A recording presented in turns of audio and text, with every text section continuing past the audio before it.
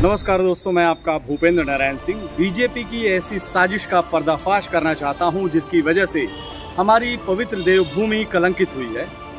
उत्तराखंड के so called love जिहाद की खबर आपने देखी होगी, सुनी होगी। ये भी देखा होगा कि किस तरह से वहां सांप्रदायिक हिंसा और उन्माद का माहौल बनाया जा रहा है। लेकिन इसका सच क्या है? तमाम गोदी मीडिया से लेकर बीजेपी की ट्रोल आर्मी ने सोशल मीडिया के जरिए देश दुनिया को यही संदेश दे रही है कि उत्तराखंड में लव जिहाद की साजिश रची गई थी। लेकिन इस साजिश का सच जानने के लिए न्यूज़ लॉन्ड्री की इस हेडलाइन पर आप जरा गौर कीजिए। न्यूज़ लॉन्ड्री के संवाददाता ने उत्तरकाशी के पुरोला में जाकर उस लड़की के मामा से मुलाकात की तो उन्होंने खुद इस साजिश से पर्दा हटाते हुए कहा कि पत्रकारों और हिंदुत्ववादी संगठन के लोगों ने मेरा जीना मुहाल कर रखा है। मैं लगभग 1 महीने से घर से निकल नहीं पाया हूँ। पुलिस अपना काम ठीक से कर रही है, लेकिन फिर भी मेरे कंधे पर बंदूक रखकर हिंदू मुस्लिम का नैरेटिव बनाया जा रहा है।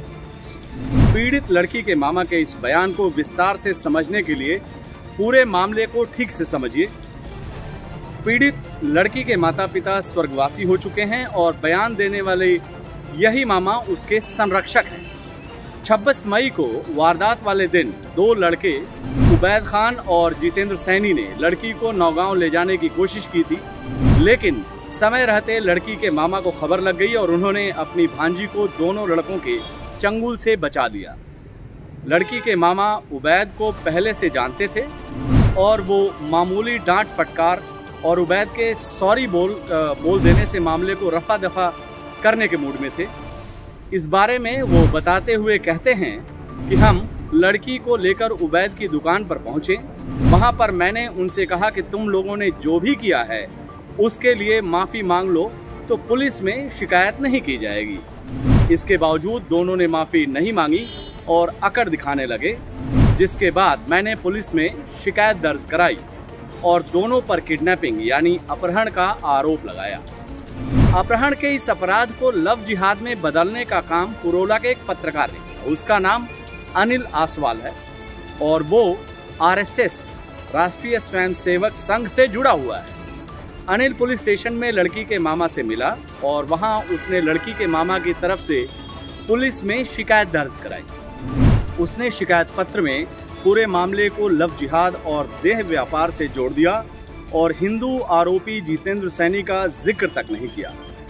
लड़की के मामा ने जब उसका लिखा शिकायत पत्र देखा तो उसकी खूब मलामत की और उसके लिखे शिकायत पत्र को फाड़कर फेंक दिया।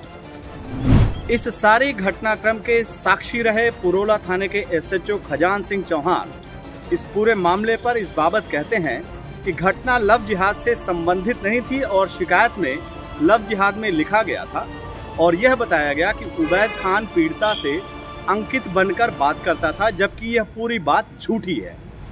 हमने दोनों के कॉल रिकॉर्ड चेक किए।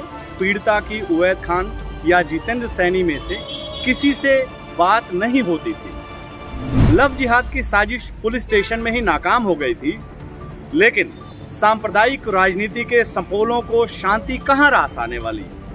वो तो हर हाल में पूरे मामले को सांप्रदायिक रंग देने पर तुले थे और एक तरफ गोदी मीडिया एक सामान्य अपराध को आरएसएस से जुड़े पत्रकार अनिल आसवाल की तरह लव जिहाद साबित करने के लिए षड्यंत्र रचने लगी।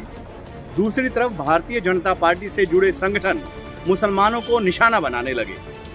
पुरोला के स्थानीय बीजेपी नेताओं ने जब माहौल बना दिया तो फिर बीजेपी के बड़े नेता भी सांप्रदायिक मैदान में उतरकर विष वमन करने लगे। पीड़ित लड़की के मामा इस पूरे प्रकरण से इतने व्यथित हुए कि उन्होंने एक बयान जारी करके पुरोला से पलायन कर चुके मुसलमानों से फिर वापस लौटने की अपील की है। उन्होंने कहा है कि पुरोला में कभी हिंदू मुस्लिम की दरार पैदा नहीं हुई, लेकिन हिंदुत्ववादी संगठनों ने इस मामले को इतना सांप्रदायिक बना दिया कि मुसलमानों को शहर छोड़कर जाना पड़ा। यह गलत है। दोषी के खिलाफ कानूनी कार्रवाई होनी चाहिए और वो चल रही है। मैं चाहता हूं कि जो मुसलमान लोग पुरोला छोड़कर चले गए हैं वह वापस पुरोला आ जाए। पीड़ित लड़की के मामा की भावना और सांप्रदायिक सौहार्द की अपील प्रशंसनीय है, लेकिन आग की लपटों में वोट की रोटी पकाने वाली भारतीय जनता पार्टी की फितरत में शांति और सांप्रदायिक सौहार्द है ही नहीं। उसकी विनाशकारी नीति और नीयत की वजह से मणिपुर आज जल रहा है और अब पुरोला के मामले को सांप्रदायिक रंग देकर वो देवभूमि को भी कलंकित कर रही है।